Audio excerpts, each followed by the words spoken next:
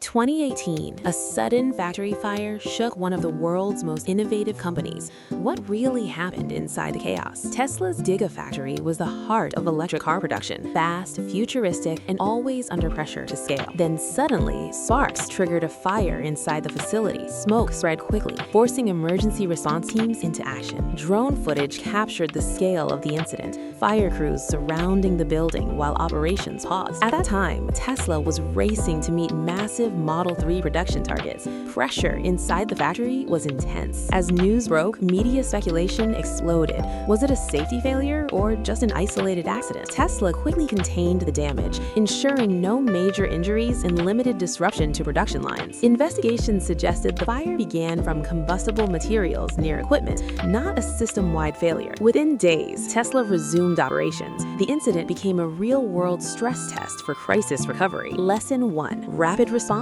saves reputation. Lesson 2. Safety systems must scale with growth. Lesson 3. Transparency builds investor trust. Behind every innovative factory lies unseen risks, tight deadlines, and high-stakes decision-making. The 2018 fire didn't stop Tesla. It proved resilience under pressure. True innovation isn't risk-free, it's recovery-ready.